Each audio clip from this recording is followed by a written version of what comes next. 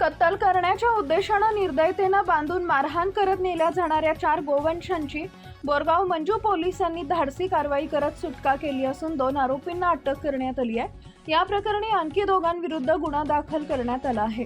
बोरगाव मंजू पोलिसांचे पथक police station परिसरात गस्त घालत असताना गुप्त बातमीदारामार्फत माहिती मिळाली की 2 इसम ग्राम धोतर्डे मार्गे बोरगाव मंजूच्या दिशेने बैल हाकत नेत आहेत। मिळालेल्या खात्रीलायक माहितीनुसार पोलिसांनी पंचासह बोरगाव मंजू धोतर्डी मार्गावरील रेल्वे बोगद्याजवळ सापळा रचून पाहणी केली। यावेळी 2 इसम 4 गोवंशीय बैलांना एकमेकांच्या मानेस आखूड दोरीनं घट्ट बांधून निर्दयतेने मारहाण करत नेत असल्याचं आढळून आले। पोलिसांनी त्यांना थांबवून चौकशी केली असता त्यांनी आपली नावं शेख आवेश शेख युनुस वय वर्ष 20 राहणार अनवी मिर्झापूर तालुका जिल्हा अकोला व प्रमोद रामकृष्ण चहाटे वय वर्ष 42 राहणार अनवी मिर्झापूर तालुका जिल्हा अकोला अशी सांगितली।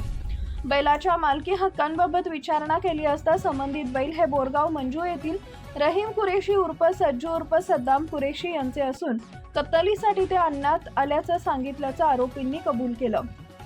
सुटका करत असलेल्या 4 गोवंशांचं वर्णन भुरकट रंगाचा लहान शिंगांचा अंदाजे वय वर्ष 8 किंमत 30,000 रुपये, पांढऱ्या रंगाचा मोठी शिंगे व मजबूत खांदा अंदाजे वय वर्ष 12 किंमत 40,000 रुपये, लाल रंगाचा लहान शिंगे व जाड गोंडा अंदाजे वय वर्ष 10 किंमत 50,000 रुपये, भुरकट रंगाचा शिंगे खोपडीस लागून असलेला अंदाजे वय वर्ष 12 किंमत 45,000 रुपये। या 4ही गोवंशांची एकूण किंमत 1,65,000 रुपये असल्याचं नमूद करण्यात आलंय।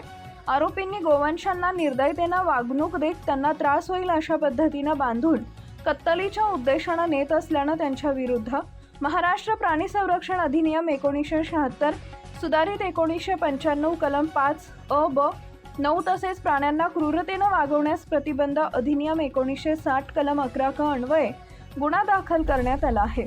पोलीस कॉन्स्टेबल शेखर कोदरे यांच्या फिर्यादीवरून शेख आवेश शेख युनुस प्रमोद रामकृष्ण चहाटे तसेच रहीम कुरेशी उर्फ सज्जू उर्फ सद्दाम कुरेशी यांच्या विरुद्ध गुन्हा नोंदवण्यात आला असून पुढील तपास पोलीस उपनिरीक्षक मनोज उघडे करत आहेत।